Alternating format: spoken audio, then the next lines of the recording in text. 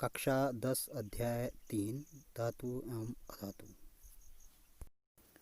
कक्षा 9 में हमने पढ़ा था जो तत्व होते हैं वो 3 रूपों में पाए जाते हैं, धातु, अधातु और उपधातु। चलिए शुरू करते हैं, इनके बारे में विस्तार से जानते हैं। जो तत्व इलेक्ट्रॉन देने की प्रकृति रखते हैं धातु कहलाते हैं, जैसे सोडियम, मैग्नीशियम, कैल्शियम, आयरन इत्यादि। आइए इसे उदाहरण के द्वारा समझते हैं। सोडियम का संकेत Na होता है और इसका इलेक्ट्रॉनिक विन्यास 281 है। सोडियम के अंतिम कोश में एक इलेक्ट्रॉन है, यह इसे आसानी से देने की प्रकृति रखता है। इसी प्रकार मैग्नीशियम संकेत Mg, इलेक्ट्रॉनिक विन्यास 282, अंतिम कक्षा में 2 इलेक्ट्रॉन है, यह इसे आसानी से दे सकता है। अतः धातुएं इलेक्ट्रॉन देने की प्रकृति रखती है। अधातु को देखते हैं। तत्व जो इलेक्ट्रॉन लेने की प्रकृति रखते हैं अधातु कहलाते हैं, जैसे क्लोरीन, ऑक्सीजन, कार्बन इत्यादि। क्लोरीन का परमाणु क्रमांक 17 होता है, इसका इलेक्ट्रॉन विन्यास 2, 8 और 7 है, यानी इसके अंतिम कोश में 7 इलेक्ट्रॉन है। यह अपने स्टक को पूरा करने के लिए 1 इलेक्ट्रॉन लेने की प्रकृति रखता है। अतः अधातुएं इलेक्ट्रॉन लेने की प्रकृति रखते हैं। अब उपधातु के बारे में देखते हैं। जो तत्व इलेक्ट्रॉन देने या लेने की प्रकृति रखते हैं उपधातु कहलाते हैं, यानी ये तत्व इलेक्ट्रॉन दे भी सकते हैं और इलेक्ट्रॉन ले भी सकते हैं। उदाहरण के लिए सिलिकॉन। चलिए आगे बढ़ते हैं। सिलिकॉन परमाणु क्रमांक 14, इलेक्ट्रॉन विन्यास 284, इसके अंतिम कोश में 4 इलेक्ट्रॉन है।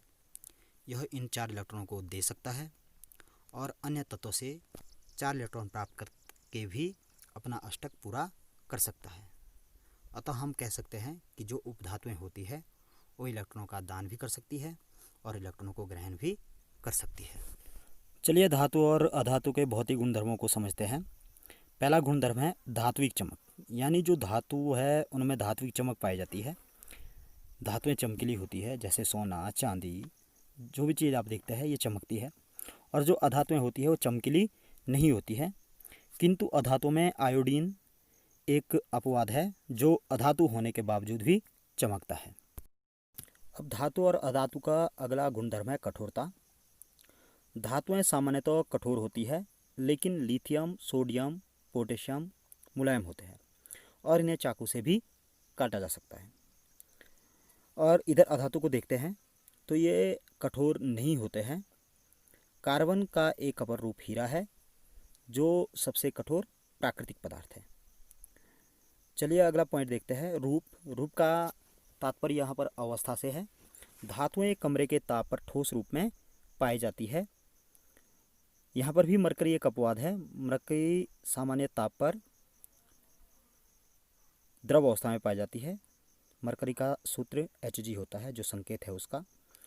और इधर अधातु में देखते हैं। अधातुएं ठोस या गैसीय रूप में पाई जाती है, यानी ठोस के रूप में भी अधातु हो सकती है और कुछ अधातुएं गैस के रूप में भी है, जैसे हाइड्रोजन हो गया और ऑक्सीजन हो गया, क्लोरीन हो गया। तो इस प्रकार से हम इनकी अवस्थाओं को भी देख सकते हैं कि जो धातुएं हैं वो केवल ठोस अवस्था में पाई जाती है, मरकरी को छोड़ करके, और सभी अधातुएं ठोस और गैस अवस्था में पाई जाती है। यहाँ पर भी ब्रोमीन एक अपवाद है। अगला गुणधर्म है तन्यता। धातुओं की पतली तार के रूप में खींचा जा सकता है और अधातुएं तन्य नहीं होती, यानी इनको खींचा नहीं जा सकता है। अब मान लिया आप एक सोने की पतली तार लेते हैं तो उसे खींच करके आप बहुत लंबा बना सकते हैं, जबकि अधातुओं में ऐसा करना असंभव है। अगला जो गुण है वो है विद्युत और ऊष्मा में चालकता।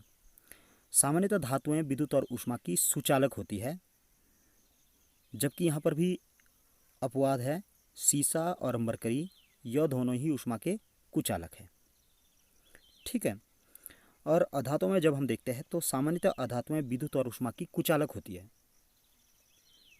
जबकि ग्रेफाइट जो कि एक कार्बन का अपर रूप है, हमने इससे पहले हीरा भी देखा था, ये विद्युत और ऊष्मा का सुचालक होता है। अगला पॉइंट है घनत्व। सामान्यतः अधिक घनत्व उच्च गलनांक होता है, यानी जो धातुएं होती है उनका गलनांक और घनत्व उच्च होता है। और सोडियम और पोटेशियम का गलनांक और घनत्व कम है, ये अपवाद है यहाँ पर भी। और अगर हम अधातुओं को देखते हैं तो अधातुओं का घनत्व और गलनांक कम होते हैं। अगला करैक्टर है ध्वनिकता।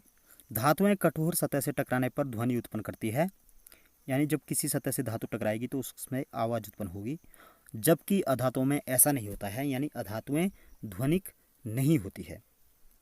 इसके अतिरिक्त इनका एक करैक्टर आघात वर्धनता भी है। आघात वर्धन का आघात मतलब चोट पहुंचाना, और वर्धन का मतलब बढ़ जाना। जब हम किसी धातु को पीटते हैं तो उसको पीट पीट करके पतली चादर बना देते हैं, यानी उसमें आघात वर्धनता पाई जाती है, जबकि अधातुओं में ऐसा नहीं होता है। चलिए आज इतना ही। अगली वीडियो में हम आपको धातुओं के रासायनिक गुणधर्म, धातु निष्कर्षण यानी धात्विकी के बारे में बताएंगे। तब तक के लिए मस्त रहिए, व्यस्त रहिए। Take care.